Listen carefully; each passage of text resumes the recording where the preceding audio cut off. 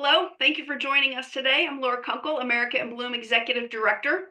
America in Bloom has been around for almost 25 years, and we envision communities across the country as welcoming and vibrant places to live, work, and play, benefiting from colorful plants and trees, enjoying clean environments, celebrating heritage, and planting pride through volunteerism.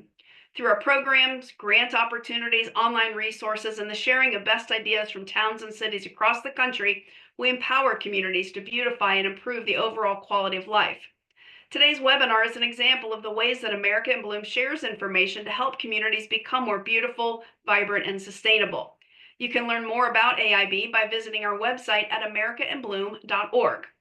A quick housekeeping note, if you have questions during the webinar, please put them in the Q&A section of your Zoom toolbar. We'll answer questions at the end. We actually have a part 1 and part 2 today, so we will have opportunity for 2 Q&A sections.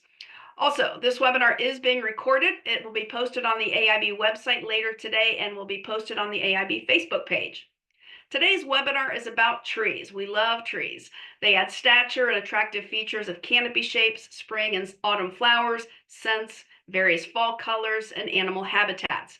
They can whisper in the wind, break its forces, provide comfortable shade, and temper the rain and erosion as stormwater managers. However, they are easily damaged and deteriorated by bad habits of people and natural events. Their successful establishment and survival is dependent upon structural selection concerns, the use of proper planting techniques, protection of the root zones, and regularly scheduled arboriculture inspection and maintenance techniques. These factors are the topic of this presentation, and we are very honored to have Dr. Douglas Airhart, a professor of horticulture in the School of Agriculture at Tennessee Tech University. He teaches production horticulture, turf, and provides FFA training and contests in nursery and floriculture.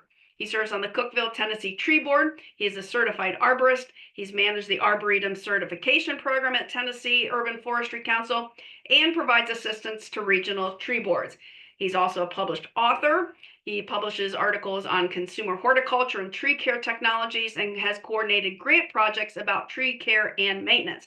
And also, he's one of our awesome rockstar AIB advisors. Grateful to have you with us today, Dr. Airhart. Thanks for being with us. Take it away. Nice to be here. We'll put up the first slide.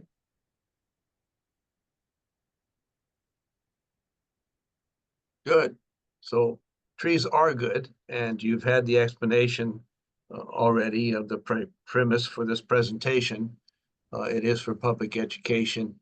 And at the bottom of this slide and at the bottom of one of the following slides near the end, we will have the website that leads to the TLC for Trees website we devised 22 years ago. Next slide. So the key takeaway, and it was expressed very well, thank you very much, Laura. Trees are amazing community tools. We mentioned that they provide shade and habitat for animals and ourselves, as well as food for animals and ourselves. And they are famous for fall colors, millions of dollars of tourist trade for fall color, as well as other aesthetics. And my most recent other presentation was about their value as stormwater tools for managing rainstorms. One of the things that people don't understand is that the value of trees escalates as they grow older and get bigger. Next slide. But in order for that to happen, next slide, we have to be able to pick them for good structure. We have to be able to properly install them for proper root growth. And thirdly, we have to maintain them for at least 1 year, generally 3 years, to be sure that they become successfully established. And I think this is where grants fail. We give 1 year grants for planting and never give them any more money to make sure they take care of them. So the first factor is how to pick a good quality tree, assuming you can go to the nursery or go to the garden center and find balled and burlapped or containerized. We'll cover aspects of both. Next one. So first, we're going to evaluate the trunk form. I will have figures following this from some American National Standard Institute publications. The trunk should be visibly tapered from the bottom to the top. The bottom has to hold the top. So if it's smaller than the top, it's going to have a tendency to tip or break. It also needs to have one distinct dominant leader so the tree knows which way is up and doesn't try to grow in another direction. And the third major quality is that branches need to be well spaced. As we will see, if you have 4 or 5 branches coming off at the same location, the tree has to hold them all at one time, and they can't do that, and they are suspect to breakage and windstorms. If you happen to be planting trees between a sidewalk and a curb street that has 18-wheeler trucks on it, you need to remember that the lowest remaining branch on the tree needs to be at least 14 feet in order to keep the in order to keep the trucks from providing their own pruning aspect. You'll get trees squared off.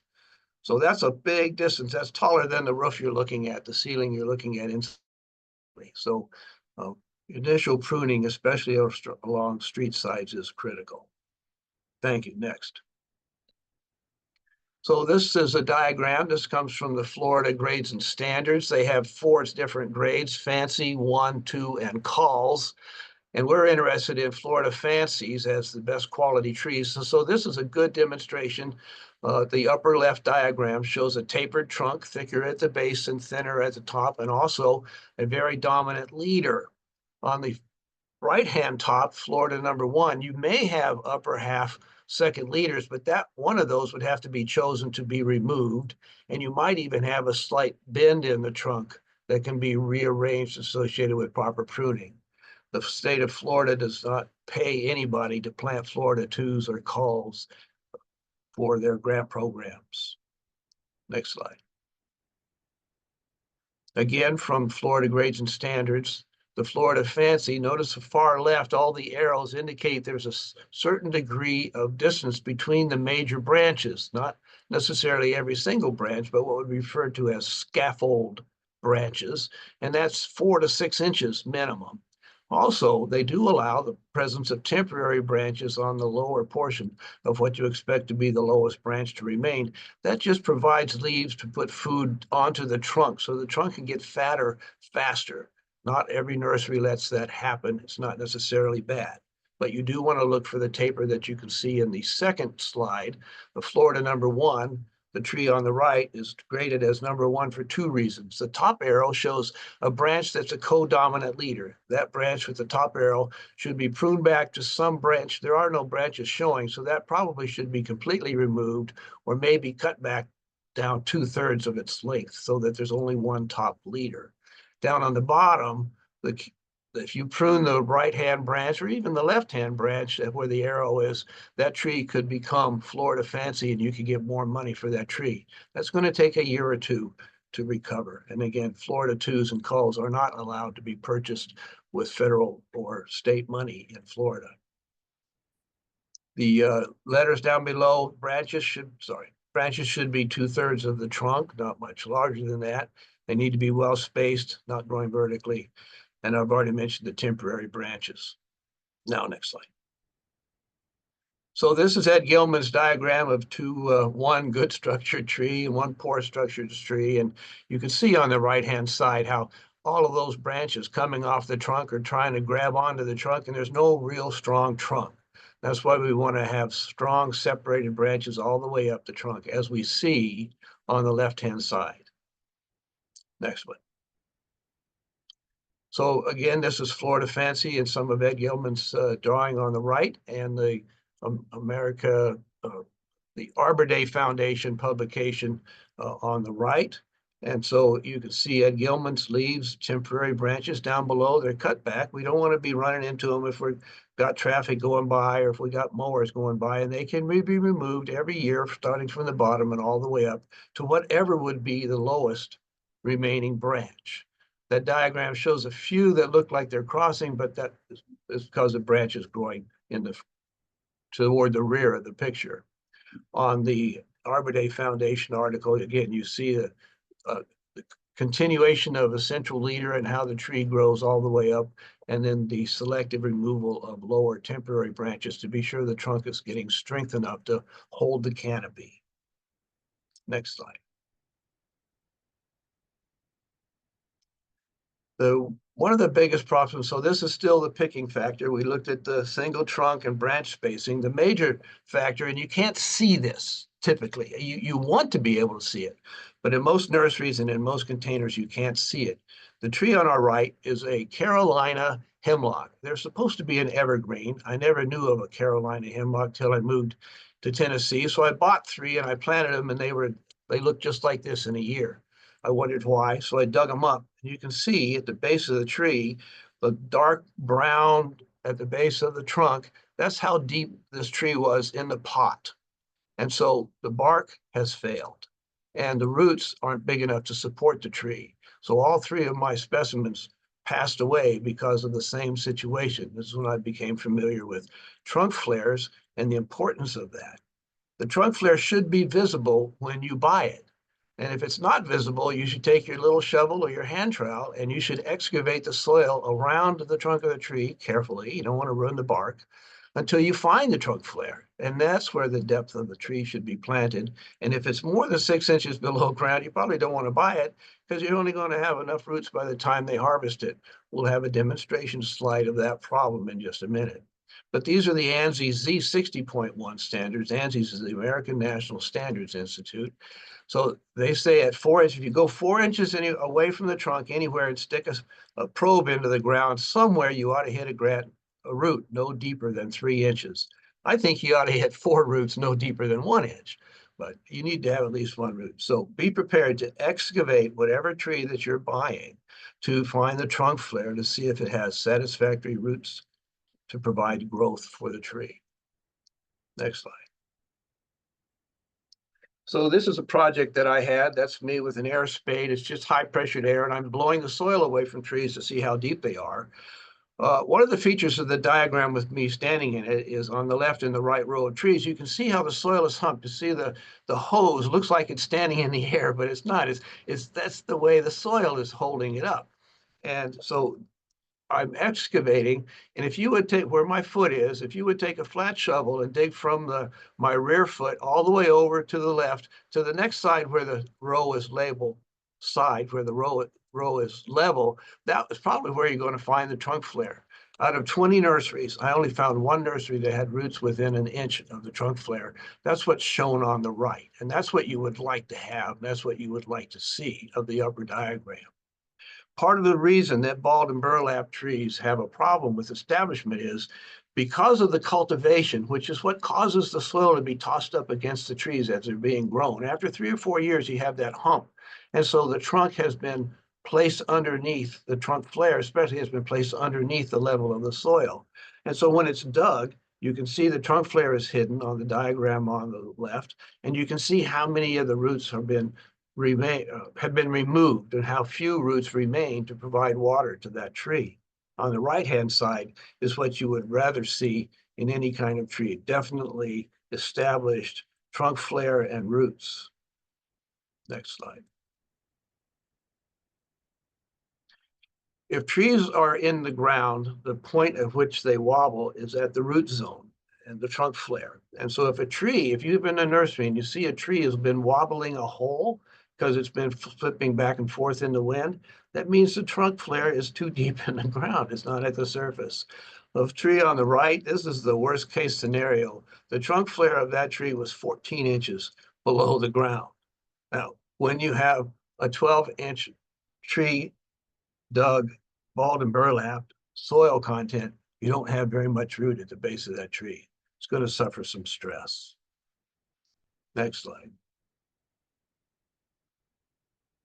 This is a tree that I actually bought from sight unseen from Knoxville somewhere. And on the left-hand side top shows the bald and burlap. That tree was in an air-conditioned room of my greenhouse lab space no sun whatsoever, air-conditioned, and it would go wilt twice a day, and I wondered why. So I took the twine off and I pulled the burlap back, and lo and behold, there is no trunk flare at the top of the soil line. I took my trusty little trowel and I continued digging down carefully until I found the trunk flare. That's where my finger's pointing down to the trunk flare. That's 8.5 inches deep in the ground. And so the actual tree which was an ivory silk lilac, is, you can see it by the brick wall behind me on the lower right picture with the white wall and the tree. You can see how many roots this tree did not have, and just a few of the white roots that were actually able to absorb water. So that's the reason this tree was wilting out in the shade, in the air conditioning, twice a day. It just didn't have enough roots to take up water to feed all the leaves. The tree has survived. We repotted it, we let the roots grow, we've established it on Tennessee Tech's campus, and it's still here today. But there's the problem with balled and burlap trees with deep roots below, and the trunk flare being suffocated basically by all the soil that's up above. Next slide. So here's an example. We saw the previous slide of this tree after being harvested, but just to give you a grasp of how much root loss occurs in balled and burlap trees. Not so much containerized trees, but they have other problems. We'll see in just a minute. How much of the root capacity has been removed from this tree and why they go under stress after they've been dug. So we need to treat these trees with care because they need to have time to replace this amount of roots. That's what they had and were used to having when they've been harvested. So serious root loss. That's more the reasons why you want to be able to see the trunk flare. So this is, as I said, the hardest thing to evaluate because you can't see it generally is the trunk flare. So we're going to show examples here of what happens in a potted crop or a containerized crop. The left-hand white diagram is from the A300 standards, showing if you blew all the soil out, this is what the roots would look at. They reach the edge of the pot, they turn one way or the other, they start growing around. This also shows roots growing around the trunk of the tree within the container as well. The middle picture is what does this tree, if it's allowed to grow in that pot much longer, what's it going to look like when you take it out and blow all the dirt away from it or the soil away from it or the substrate all away from it? Rings of roots going around and around. The trunk of that tree in the lower middle cannot get any bigger than the root that's got the white strap on it. It just can't get any bigger than that. So once it gets that size, it's going to start girdling itself. It's going to start choking itself. Now you think, oh, it's not a problem. The tree I'm showing you on the right-hand side, that's me. This was at the Sam's store. We went out, pulled out a tree after the construction was over, and I did that excavation, and we found this root where my fingers are. So that root is already, you can already see a slight dentation on the trunk of the tree on the left-hand side of the trunk. That root is already starting to strangle that tree. That root needs to be removed, and any other root you find all the way down to the trunk flare should be removed. So containerized plants have problems, and you should know what to look for so you can remove the problems. Next slide. So here's a diagram that came out of the textbook that I was using in 1986 when I moved here, before I became even familiar with arboriculture and being a certified arborist. This is a diagram how to transplant a tree, and you can see it's strung tightly to the ground, which is not right. It should be, maybe need to be tied, but not like that. But imagine if you took those three ties off and you lifted that tree off, and on the bottom you see it says loosened soil. And assume that you're walking along and don't know there's a hole there, but you step into that hole. You suppose your foot's going to stop at the top of the loosened soil? Probably not. It's going to penetrate and sink somewhat. Well, the weight of the ball and the weight of the tree is going to make that tree sink into the loosened soil. You don't want loosened soil at the bottom of a hole. You want solid soil at the bottom of the hole, so the tree won't settle any more than where you have placed it. There's a few other portions in here in it. On the right-hand side is a diagram on how to pot a containerized tree, and you notice they've always got this space underneath it. Well, these trees are just going to sink. So even if you put them into the proper location of the trunk flare, eventually they're going to sink into this soil, and the trunk flare is going to be covered up again. So you don't want to have the hole any deeper than the container or the root ball itself. Next slide. This is a diagram from Tennessee Department of Agriculture. The director of the Urban Forestry Council drew this, and it is pretty good. It shows stakes that go all the way down into the firm ground, so they're not going to be wobbling with the wind with the tree. They show that it's got two wide straps that aren't going to be curdling or girdling or making dents into the side of the tree. It should be a little bit of wobble, and it does have the trunk flare set to where it is at level with the ground, and it shows the trunk flare. And it also shows that the mulch is around the base of the tree, but not up and onto the trunk flare. You don't want to have volcano mulches or mulch volcanoes, however you want to call them, going up the trunk of a tree. Remember, the bark of the tree is designed to protect the tree from sun and heat and dry. If it's under something, it's in the cool and wet and dark, and it's going to rot out. You want the trunk flare to be visible to the air and exposed. So on the right-hand side are the best Tennessee transplanting suggestions. The trunk flare should be visible. We're using 2 stakes, providing a little bit of loose movement. The tree needs to wobble a little bit while it's settling in so that the roots can get used to being wobbled themselves, and they will be more firmly attached and grow used to being pulled upon in different directions by the wind. You want to remove any ties that happen to be on the tree at the time. The stakes penetrate to solid soil. There's no mulch around the trunk flare. The raised ring is there to collect some water if it needed. You might also put on a water bag. The burlap has been removed from the top. We'll have further discussion of that. It's got an undisturbed bottom of the hole, which we've already discussed. And the hole, most people don't know this, ought to be 3 times bigger than the ball diameter in order to be able to backfill it properly and let you settle the soil and water it in. I suggest you fill it about 1/3 the way and water it in, fill it at 2/3 the way and water that in, and then fill it to the top again so the trunk flare is showing, and water it in again so you have good settling of the soil around the existing root ball. Next slide.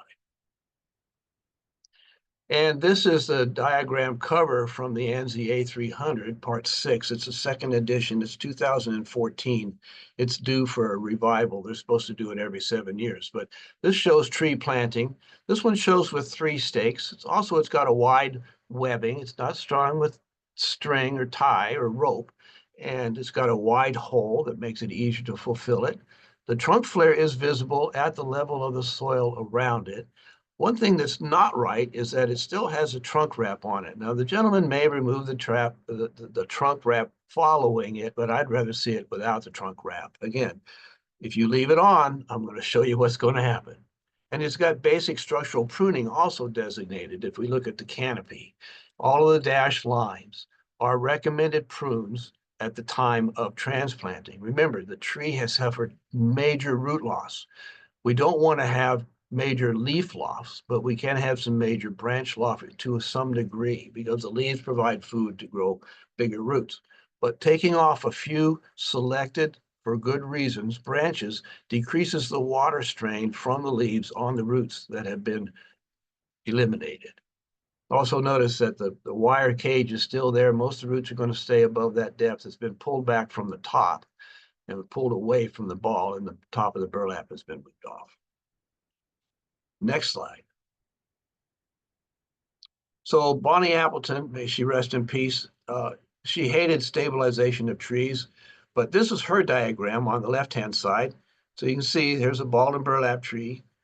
Untypical of a bald and burlap tree is that the trunk flare is visible at the top of the ball, but you want to expose the trunk flare and plant it, and that's going to tell you how deep the hole should be, not any deeper than the depth of the roots from the trunk flare. So she's removed the top of the burlap, she's removed the top portion of the cage, and it shows how the roots would then be growing and expressing themselves out into the soil. On the right-hand side is the diagram that's in the ANSI A300 publication, showing that they know where the depth, somehow it doesn't indicate that it's been excavated, but they know where the depth of the trunk flare and the tree has been planted, again, on solid ground, to the depth of the trunk flare being level with the soil around it. And so they recommend that you don't remove the soil all the way around it because that can be stressful. That depends, in my opinion, on exactly how much there is. But it does need to be planted, and even natural erosion would remove that topsoil and eventually leave the trunk flare exposed. Next flare. Well, next slide. So Again, I'm going back to Bonnie Appleton and her condition about stabilizing trees. If you need to stabilize a tree, it should be devised to provide some protection, some degree of anchorage, or some other degree of support. Here is what happens if you don't take off the tie from the stake that was on the tree when you planted it, or if you don't take off the foam that might be around the trunk as it's being transported. It's designed to protect the tree. So where my thumb is, that's the line that the tree was tied to the stake. And on the right-hand side of the stake, you can see the impression into the stake that twine made. So that's how hard the tree was pulling against that stake. It was digging a hole in the stake. So my knife is pointing to a blue string that's holding the white foam that's around the trunk. On the right-hand picture, if you look at the trunk of the white truck in the background, you see just above the white trunk in the truck, you see how the bark has been above this white foam and what it looks like. That's the natural condition of the bark, and that's what it should look like. The lower condition below the mark there, it's been in the dark, it's been in the wet, and it's been in the shade. It's been in the cool. And so one bark grows different than the other bark. It's pretty obvious. This tree has survived, but not very well. This is a Bradford pear. It's not a big loss. It happens to be in the City Hall parking lot of Crossville, Tennessee. But the strangulation around the tree is what's been called by that blue twine. It's been left on for about 9 months, maybe 10 months. So that's how much this tree has tried to grow in that period of time. And in that one location, it hasn't. So the tree is already severely weakened, and it won't grow out of that very well at all. Next one. So yada, yada. Welcome to Tennessee Tech. For our 100th birthday, we planted 100 trees. And guess who didn't go back every 3 months to see what was going on? I didn't even know. I found this during a class one day. The tree was dead. You can see the metal stake that was used to keep the trunk straight. But what's wrong with this? There's three things in particular. Down at the bottom, which is to the far left of the diagram, you see the bottom of the stake and how the trunk's trying to grow around that stake. You can see, both three locations where you see the black twine, you see green. That's garden hose, been cut into sections. That's supposed to protect the bark and the trunk from the twine from the twine that's used to tie it to the stake. Well, they never went back and did any inspection. So this tree basically strangled itself to death because nobody went back and took off the ties. You have to go back and take off the ties. Once you plant it, it shouldn't even be removed on at planting. So unfortunately, we lost that one. So Bonnie Appleton had some rules of whether or not stabilization should occur.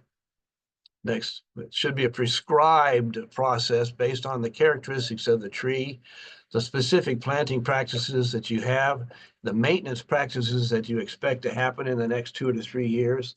What are the site conditions as well? And this is not a default practice. Not every single tree needs to be staked or tied at all. You need to make that decision. You need to consider whether or not you want to stake it, or if you might want to consider applying what's called a root ball anchor.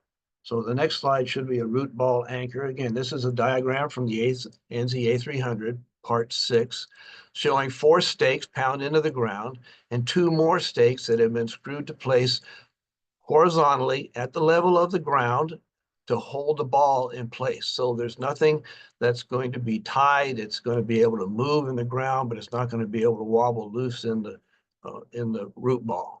So you can consider that. It's still a tripping hazard, but it's not necessarily going to be a girdling hazard. If you left it on for 4 years, probably the trunk would eventually reach that point of stake. So somebody should have the smarts to remove the horizontal bars away over that period of time.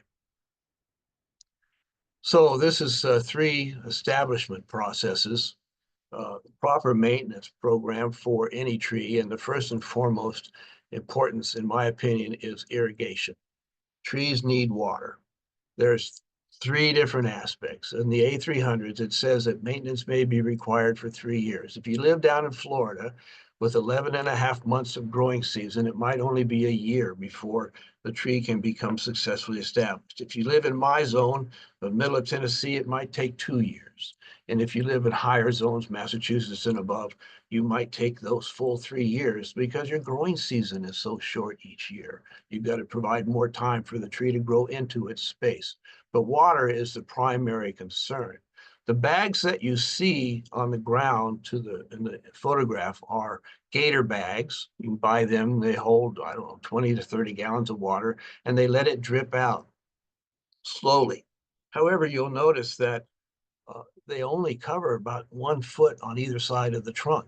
There are other types of watering bags that are flat, wide tube, like a flat inner tube of a tire. And so they water a wider area. It doesn't matter. It's the watering that's important, not necessarily the shape of the water bag.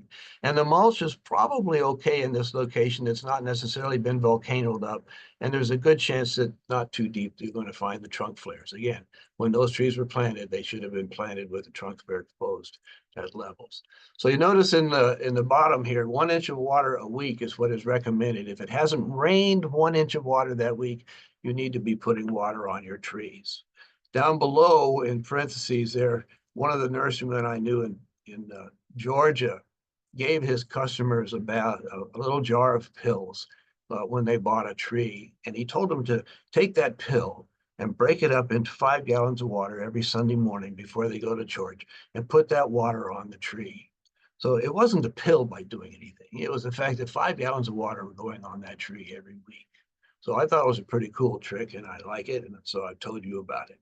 If you're a seller, you might try that to your customers. All right, so here's an example. Unfortunately, this happens to be in Cookeville along the highway.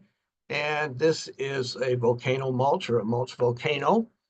The peculiarity of this situation is on the right-hand side, so the numbers of roots that were grown in a test at the University of Tennessee, having grass around the tree or having mulch around the tree.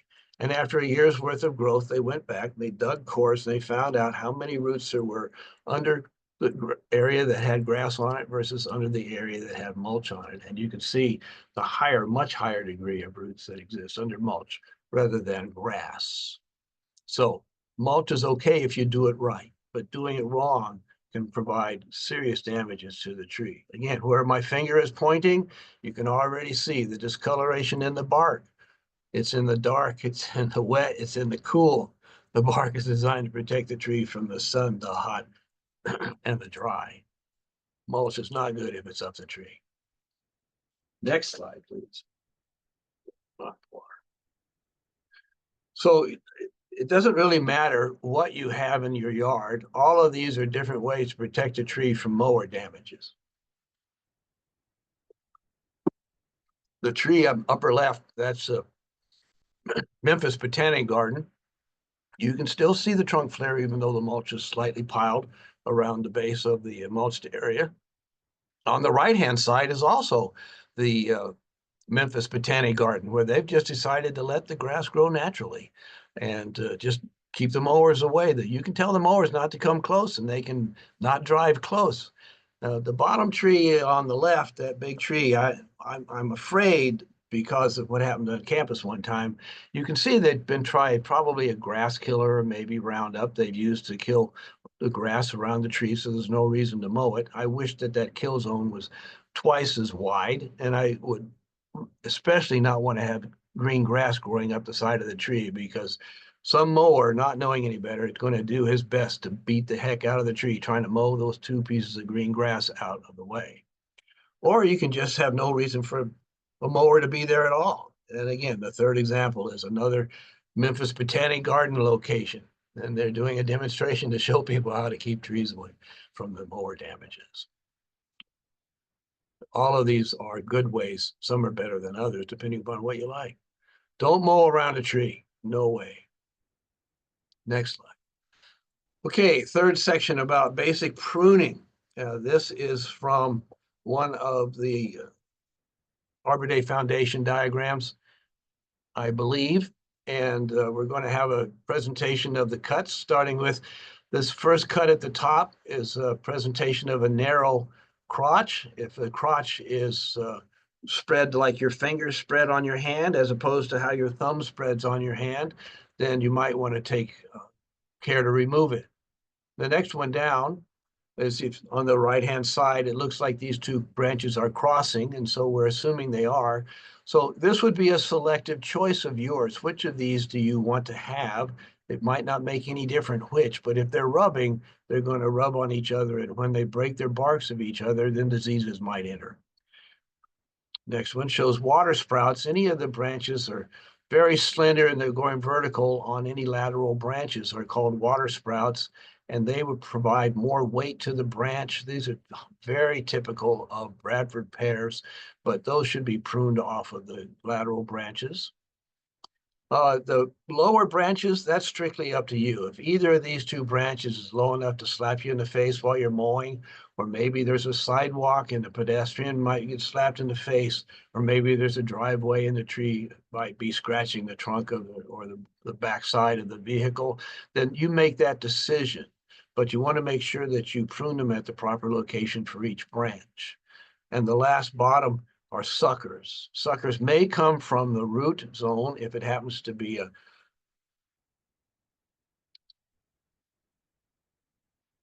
grafted plant, then the roots are not going to be the plant that you paid for. You paid for the plant that's growing. And so you want to remove suckers from the trees. And this type of pruning can be done at any time. Next one. So here's Ed Gilman. He was a faculty member at Florida, internationally famous personnel. And he just presents two trees before and after pruning. And he's got the problem with this tree, first of all, is that it's got three co-dominant branches, A, B, and C. So he's looked at this tree and he's decided that B should be the dominant leader. So we got to look at A and look at C and see where would the best place be to remove that branch. And so if you look on the right-hand side and follow on the left-hand side, follow the stem of A down to its first major crotch, and that was a tight crotch, so he didn't remove it there. He came down to the next crotch, and he didn't like it there because it was a Y crotch. And so he came down to the following crotch, and you can see the arrow at cut A, where he removed stem A and left the remainder of that branch from the leader A. On the right side, leader C comes all down to the first branch. It's too narrow to do any good. And also it's a co-leader. We're trying to get rid of the co-leaders. And so on this one, he's made the personal choice to remove it all the way down to the basic trunk. So he took C co-leading branch all the way off completely and subordinated or reduction cut stem A. And then he lets it go. And he'll come back next year and see what has to be done. And so here's an example how one person might do that. Given the tree on the left as the way it is when you bought it and planted it, you might come through and remove some of the length of the lower branches that might slap a mower in the face. See if you can find some narrow crotches on the right-hand side, just above the hat of the person. You can see an arrow where they've pruned. Also to the left-hand side, they pruned that branch that was growing vertically all the way up. On the left-hand side, it's up to the left and curving away to the left. They've taken that branch all the way down to a lateral branch. And then you might come even back the next year and raise the canopy a little bit more and remove some other branches that might crossing or growing in directions you don't wish them to be. Again, pruning is very selective. You should do it very carefully. You don't have to do a whole bunch of time. Typically, you don't want to take more than a third. I'd say don't take more than a quarter of any amount of branches because you put stress on the tree. Next one. So I've developed a rule of thumb of planting. And so there's my hand. And assume that the four fingers together are the trunk. Well, for this first example, let's say, first of all, you were using a sledgehammer and you beat yourself and hit your thumb, and the doctor says, whoa, man, we got to take some of that off. Where would you want to take it off? Here's the question. Would you want to cut it at the palm line, down the index finger all the way down to where almost to the wrist? Or would you want to cut it off at the knuckle at the bottom of the thumb? Most people would say, well, let's cut it off at the bottom of the thumb and not the whole hand. Are you going to have a 3.5 to 4 inch wound or a 1 inch wound? That's the consideration for pruning on trees. Flush cuts, which would be cutting down the line of your finger into your wrist, is damaging to the tree because it doesn't leave the trunk, it doesn't leave the bark collar there. And trees suffer damages. So that's my rule of thumb. Cut it at the thumb line.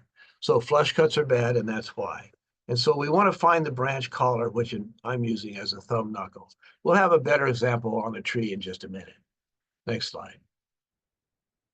So here were my two choices. The choices on the left, that's where you would have wanted to make that cut. We've identified where the thumb has swollen up away from the hand and the crotch of the thumb and the finger there. That would be what referred to as the branch collar. It's your thumb collar.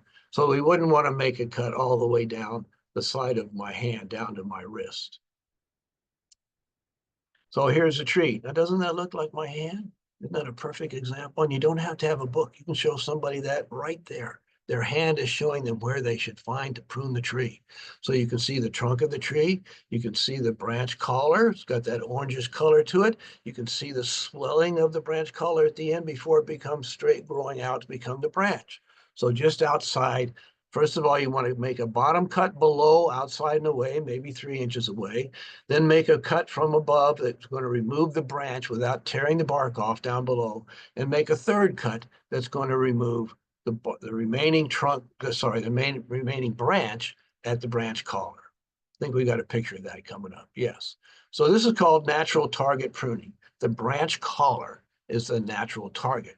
So the first cut away from the collar is just to get the weight of the branch off, so you're not going to rip a piece down the trunk.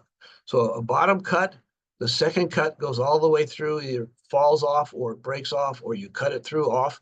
And then the third cut, you go back with all that, not all that branch of weight of branch on there, and make the proper cut at the branch collar, number 3. Next slide. And so if you have a portion of that tree that has a dead branch, it's going to show you where to cut it. If you're trying to cut off a dead branch, you want to cut off the dead, but you don't want to cut into the live. Again, if you have live wet tissue, you got fungus and bacteria that can get in there and cause a problem to the tree. So this has grown a little bit outside of the trunk collar or the branch collar of this particular branch it's showing you, but you want to cut it at the dashed line. Try not to damage any of the live tissue. It'll eventually grow over it. The 3 photographs down below is a diagram. That's from the A300 standards. And it shows you on the left-hand side, you can see the B that's trying to indicate to you where the cut would be, protecting the branch collar.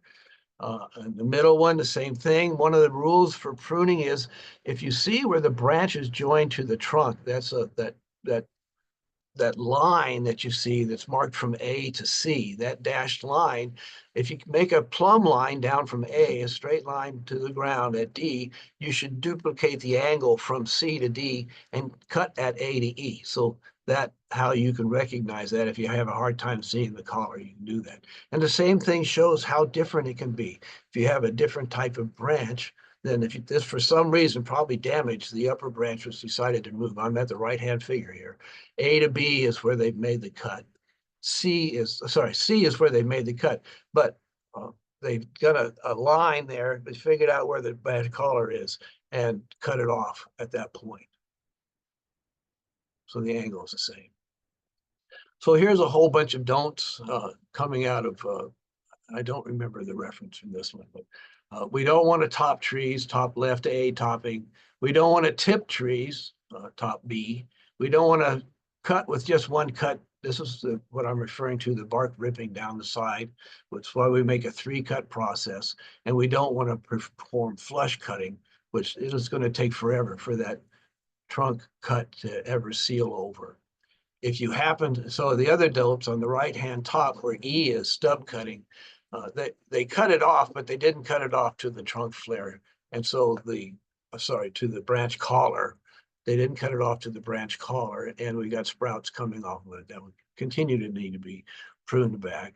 If you have to cut the upper portion of the stem for some reason, storm damage perhaps, it also shows you how to make a final cut and where to first cut, the second cut to remove the weight of the trunk, and then make a final cut, protecting the branch collar and giving the tree suitable form to hold the remaining branch without ripping off. Next slide. So Hugh is right. Here's the end of part 1, and we're up for questions. Just to review, we determined that we need to establish good sound trees, and that we have to keep at it until they have grown to be able to survive on their own.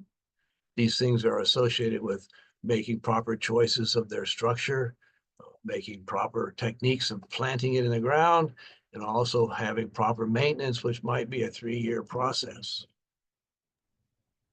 Right, Douglas, thank you so much. This is, as he mentioned, the end of part 1. Stay tuned for part 2, but we're going to go to the Q&A time right now. Douglas, there is one question so far from Joyce. The question is, for watering a newly planted tree, is the gator style best? How about the donut style? That's a really good question, Joyce.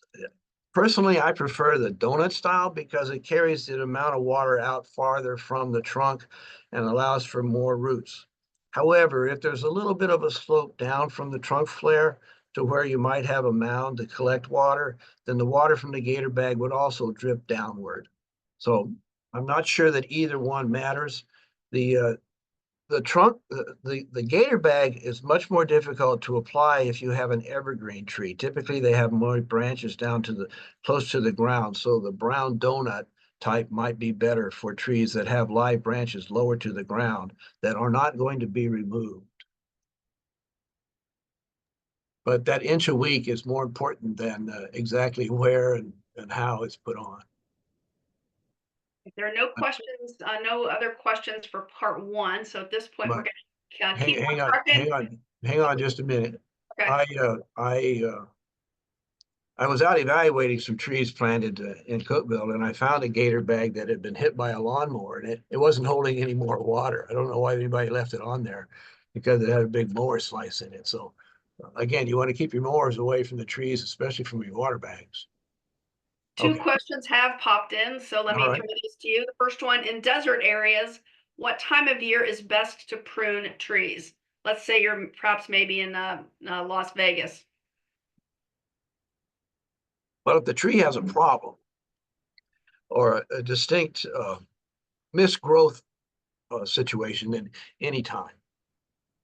If you can recognize live branches from dead branches, then probably any time after the trees have gone dormant. If they're deciduous trees, then they won't have leaves, and you're not going to be placing nearly as much stress on the plant by removing leaves if you take it on a dormant tree that's deciduous.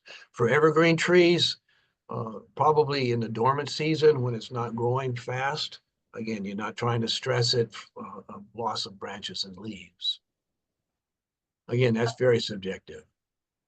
Thank you. Next question. Are there better soil amendments for planting in city conditions?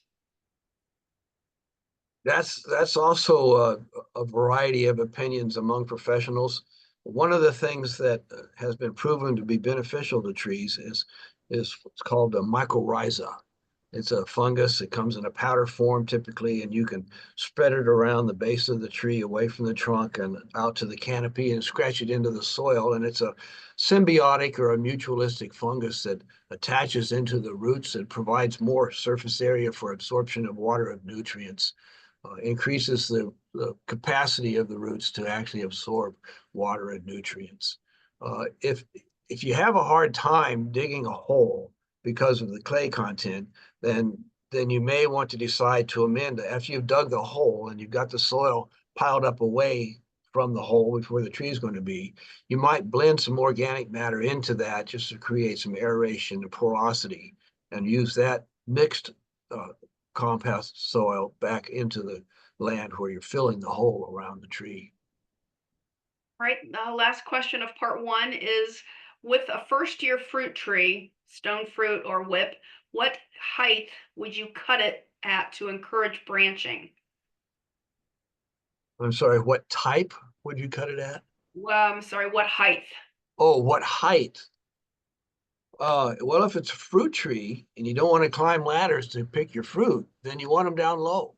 But you need to keep your mower away from them and any other driving vehicles away from them. That's particularly difficult. Again, what at the end of the pruning session 2 here, I'm going to have the 5 Ds: dead, dying, diseased, damaged, and decayed.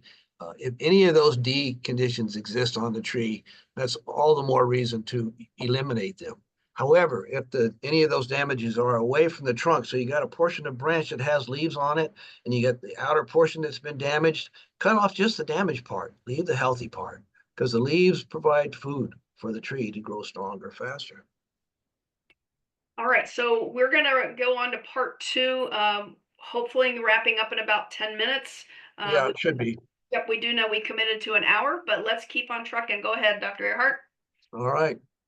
So a crown clean, these are A300 pruning standards. The first one is a crown clean. There's no diagram here because I had nothing to show but dead branches. So basically a crown clean is removing of any branches that are dead anywhere on the trunk and up the branches of the canopy. If they are dying, or if they're diseased, or they have some other type of damage, then yes, you can remove them in a crown clean, even if they are live branches. But again, it's a climber's selection. It's a very subjective selection process. So that's what a crown clean is. From now on, every canopy pruning technique includes a crown clean first. So a crown thin would include removing deadwood. In addition, you're going to specify a % reduction of the canopy. Perhaps you need more shade, perhaps you need less branches to reduce the wind draw to prevent possibility of failure of the tree in the wind. So you're going to let the light penetrate down into grass if you want grams below. You got wind penetrating through the branches so the tree isn't going to resist and have failure due to that. So that's what a crown thin is. And this is just an artist's conception. Back up one. All of those red cuts in the blue branches that have been removed are the subjective analysis of whoever's doing the pruning. You don't have to do them all now. You might come back next year. But down below on the left, you see a broken branch. They're going to remove it, cut off at the collar. On the right-hand side, the lowest one, what's growing down? Maybe it's clipping the head of the lawnmower. So for two reasons, they cut those two branches off. Again, it's very subjective, but this is one person's opinion of what a crown thin would look like. Between 5 to 10%, no, I would say no more than 15 to 20 rather than 25 to 30. But that shows you we're not taking everything. So a crown raise or a crown elevation might be the accurate term now since it hasn't been revised, is that we're trying to make nobody get hit or run into by the branches that are growing on the lower portion of the tree. So you can notice all of those 1, 2, 3, 4, 5, 6, 7 red cuts are growing, cutting off branches that are going down into space that needs to be open. Again, it's subjective. If there's nobody walking there, if there's nobody driving there, all those leaves are producing food for the tree. But that's one person's opinion of what a crown elevation would look like. 33% maximum. And you want 35th, more than that, 2/3 of the crown should remain. But notice they say there's specifications, so somebody should specify it. A crown reduction. A crown reduction, a lot of people would call topping, but topping is not a crown reduction. A crown reduction is cutting branches back to where there is another branch, or cutting trunks back to where there is a branch that can take over the leading growth at that point. So on the left-hand side of this double leader, you see the upper portion. They've cut off one of the branches growing vertically, small twigs, and another small twig growing vertically, but they removed the entire portion of the branch that's been grown into this wires. So we have a remaining branch. In the next year, on the left-hand side, that piece that's growing upward, it might need to be removed. On the right-hand side, they've been much more selective in using broad branches. They've only cut off those branches that are growing strictly vertically up into the wiring. Well, this may need to come back in a year and evaluated or two. But that's called a crown reduction, and it's for getting rid of tree growth into things above that need to be. Or again, storm repair or weight reduction. So this is crown restoration of a tree that had been topped. And so all these multiple branches that came in out of topping, again, it's one person's opinion on where do they think, if they had a chance, they were going to crown restore this tree, what branches might need to be cut? And I don't know the situations what occurred to that. Another aspect of pruning is vista pruning. So if you have a tree that's in the way of what you want to see, you don't necessarily have to remove the tree. You can open its canopy up so that you have vistas through it. So trying to prune a window through a tree canopy. So passive view to expose horizon views or something that you like to see. Perhaps it's a lake that you spent good money to buy property next to, as this one shows. So this is the way pruning was, the tree was before pruning occurred. And so the person wanted to have more view of the lake and the property across the way. Good fall color here. And so you can see how on the left, the trees have been taken out of the way, so you have much more visibility. There has been some pruning on the tree on the right as well, the deciduous tree on the right as well. Again, just to open up the view, very selective, a small amount at a time. You can always come back next year. You might want to come back next year and on the tree, small tree on the left, come up to where you see that narrow crotch and cut that narrow crotch out because the branch is going to be growing into your view zone. On the right-hand tree, you might maybe come up the left-hand branch and cut that branch that's coming off just above the roof of the house above or below on the other side, just because it's going to be blocking your view next year, but just a little bit. And so this is referred to as vista pruning. The canopy has been elevated or raised.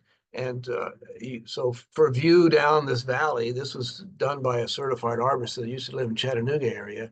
And so he did this to give wildlife a chance to perform better. They would grow around in the ivy down below. He didn't remove and mow all the place. But when I was taking this picture, a hawk came flying by my left and went zigzagging down that valley.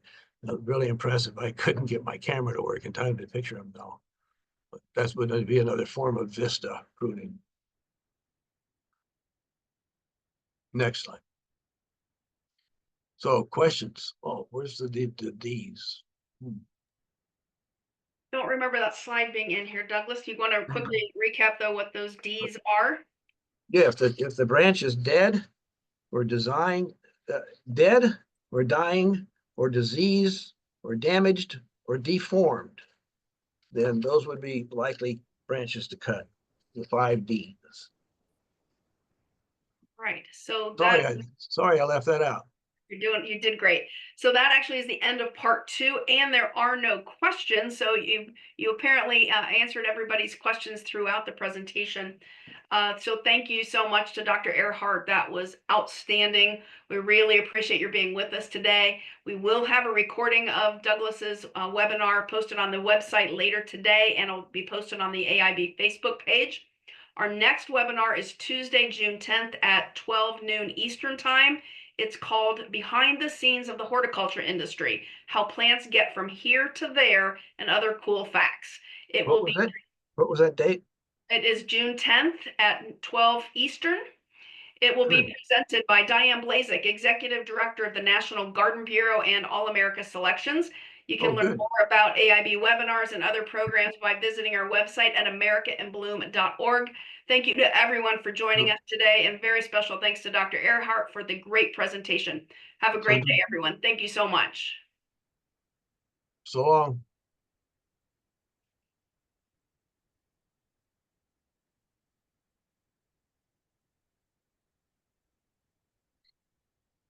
Is it just us now, or are you gone? I'm still here.